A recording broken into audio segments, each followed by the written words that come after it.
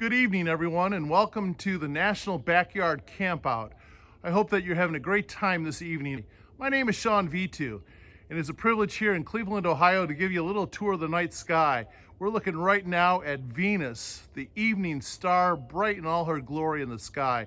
And underneath it, you can see kind of the light pollution here of the city of Cleveland. I don't know what the light conditions are where you are, whether you have much that you have to deal with. Maybe you have a really clear sky. You might even have some overcast cloud conditions this evening. But we're going to take a little tour using some sky charts so that you can look at some of the wonders that God has made for you to enjoy while you camp out this evening.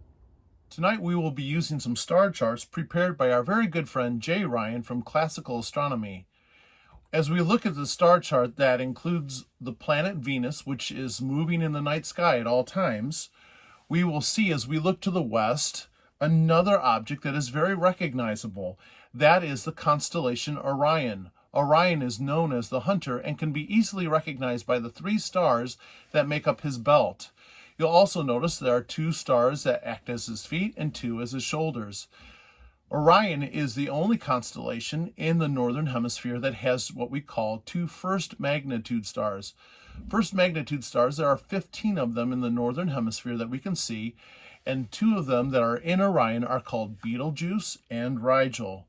If you were to draw a line straight through the belt of Orion, to the right, you would notice and come to what the hunter or Orion is hunting, and that is Taurus, the bull.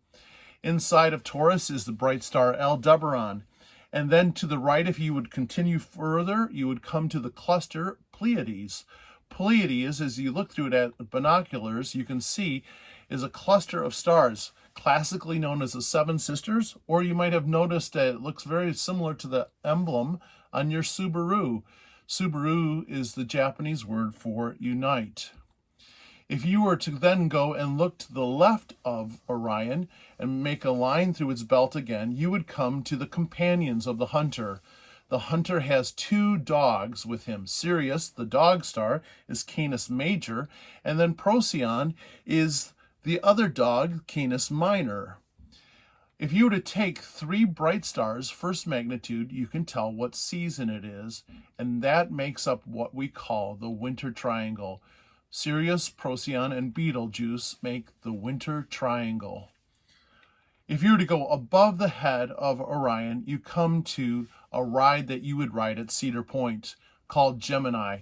The 2 stars in Gemini are Castor and Pollux, and Castor is there along with the first magnitude star Pollux. And then to the right of Gemini is another person, Auriga, or the charioteer as it means in Latin. And in that is that constellation is the star of first magnitude called Capella. Well, we've looked at the western sky. If you were to take and turn now to the right, you will come now to the northern sky, and there is now another object that should be easily recognizable to you. We call it the Big Dipper. It's actually part of another constellation called Ursa Major. Ursa Major is the Big Bear, and the Big Dipper is part of the Ursa Major. You notice it by its handle as well as its cup. And the Big Dipper helps us to see north by having the 2 pointer stars point at what is known as Polaris, or the North Star. If you can find from the pointer stars the star Polaris, which is not a first magnitude star, it's not a bright star, it's a second magnitude star, then you will be able to see where north is in the sky. From that, you will see that Polaris is part of another small constellation called the Little Dipper. One other thing that we want you to see in this northern sky, which we call the Arctic, is a constellation that is right across almost directly from the Big Dipper. It is the queen of the night sky. Her name is Cassiopeia, and she looks like sometimes a W or an E or a 3, and right now she looks like an E in the night sky at this time. You'll know that this sky, if we were to have more time, rotates counterclockwise. And I want you to pay attention to that as the night goes on, that these stars are going to be turning not clockwise, but counterclockwise around Polaris, the North Star.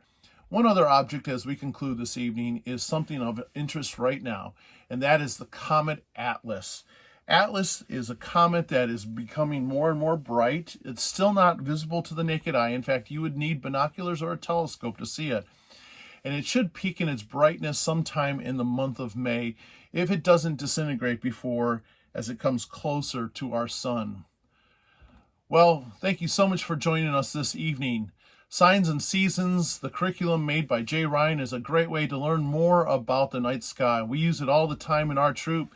And I would encourage you to follow the Facebook page for classical astronomy, as well as look at Jay's curriculum called Signs and Seasons.